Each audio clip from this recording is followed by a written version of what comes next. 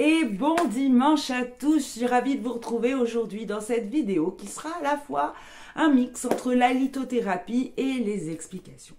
Vous êtes souvent nombreux à me poser des questions par rapport à vos animaux de compagnie et la lithothérapie. Alors j'ai eu envie d'aller non seulement vous répondre sur ce sujet, et en me disant que éventuellement d'autres personnes pouvaient être intéressées, mais également un petit peu élargir ce concept de lithothérapie et de nos amis aux plantes. Voilà, à nos amis qui sont également chez nous et qui nous apportent beaucoup. Voilà, alors, premièrement, les pierres sont-elles efficaces sur nos amis, animales ou végétales? Mais bien sûr que oui, mes amis.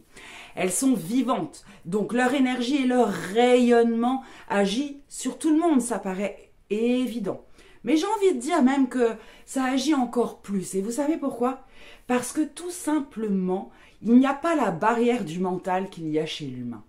Ce qui peut casser un petit peu, amoindrir les effets de la lithothérapie chez l'être humain, ça va être souvent la barrière de son mental, de ses croyances.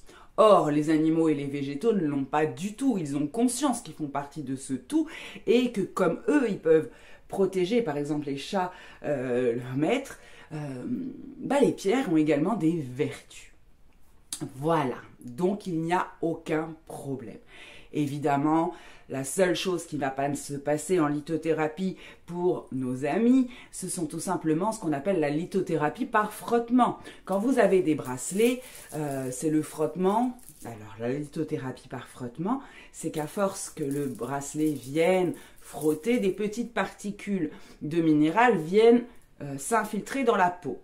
Évidemment, bien sûr que là, c'est compliqué, on est d'accord. Quoique.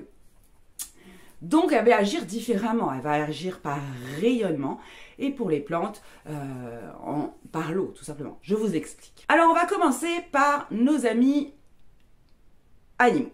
Nos chiens, nos chats, nos lapins, enfin voilà, tout ce que vous pouvez parce que vous êtes sur ma chaîne. Donc, vous aimez la nature, vous aimez les animaux, c'est sûr. Tout simplement, vous pouvez mettre une pierre adaptée à ses besoins. Donc là, je vous invite à regarder quelle pierre éventuellement est plus adaptée aux besoins de votre animal et la mettre dans son panier. D'accord? De cette façon, elle agira comme rayonnement, comme vous quand vous la mettez sous votre oreiller, tout simplement. C'est une des méthodes les plus simples. D'accord?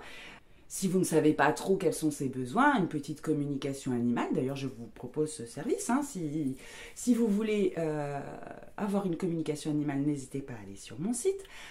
Enfin bref, c'était une petite parenthèse pour connaître exactement les besoins de votre chien et puis tout simplement son état d'esprit, son état d'âme, sa mission, etc. C'est fascinant. Bref, ou votre chat d'ailleurs. Donc, au-delà de la pierre dans le panier, vous pouvez également, bien sûr, la mettre sur le collier. Mais, beaucoup de chiens, attention que la pierre soit pas trop grosse parce que ça risque de le gêner, tout simplement. Et nous, ce qu'on veut, c'est le bien-être de notre animal. Et c'est vrai que si on a un caillou qui vient me porter, voilà, ça va le gêner, il va toucher, voilà. Donc, ça en fonction du caractère de chaque chien, ça c'est à vous d'adapter, que vous connaissez mieux votre animal que moi. Vous pouvez également pratiquer le massage. Par exemple, votre animal a un problème au niveau de son appareil digestif. D'accord? Vous pouvez utiliser une cornaline ou un quartz rose et tout simplement, quand vous lui faites un câlin, prendre la pierre dans votre main et lui frotter comme ça, faire des papouilles avec, de façon à ce que la pierre puisse agir plus directement sur votre animal. Voilà. Concernant les plantes, je ne vous demande pas de faire un câlin à vos plantes avec la pierre, bien évidemment, déjà vous risqueriez d'abîmer ses feuilles, mais tout simplement, vous posez la pierre dans son pot, d'accord? Elle va nourrir la terre, déjà, tout simplement, et puis, quand vous allez l'arroser, les particules du minéral que vous avez mis la pierre va dégager des minéraux dans l'eau qui vont s'infiltrer et elle va pouvoir les boire. Donc, ça va fortement l'aider. D'ailleurs, pour les plantes, je vous conseille l'aventurine verte qu'elles aiment particulièrement, notamment pour leur croissance. Voilà, si vous voulez des bonnes plantes en bonne santé, qui grandissent bien, n'hésitez pas avec l'aventurine verte. Mais là également, il y a plein de choix à faire en fonction des besoins de votre plante aussi. Donc n'hésitez pas, ceux qui... Bon, alors les chamans qui sont sur cette chaîne savent qu'ils peuvent communiquer avec leurs plantes, donc pour eux ça va être plus simple, mais sachez que vos plantes ont des esprits et des besoins et qu'elles savent également les communiquer. Voilà, je peux éventuellement passer ça aussi. Voilà mes amis, j'espère que j'ai fait à peu près le tour. Donc oui, c'est possible, oui, il y a des manières de faire. Et ne les oublions pas, ces animaux, ces plantes, parce qu'ils sont essentiels à notre survie de l'être humain, même si visiblement tout le monde ne s'en aperçoit pas. Je sais que si vous êtes là, c'est que vous le savez.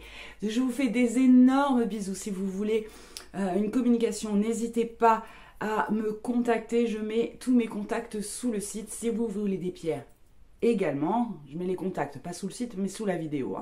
Et moi, je vous fais des gros bisous et je vous souhaite un merveilleux dimanche à tous. Belle journée, à bientôt!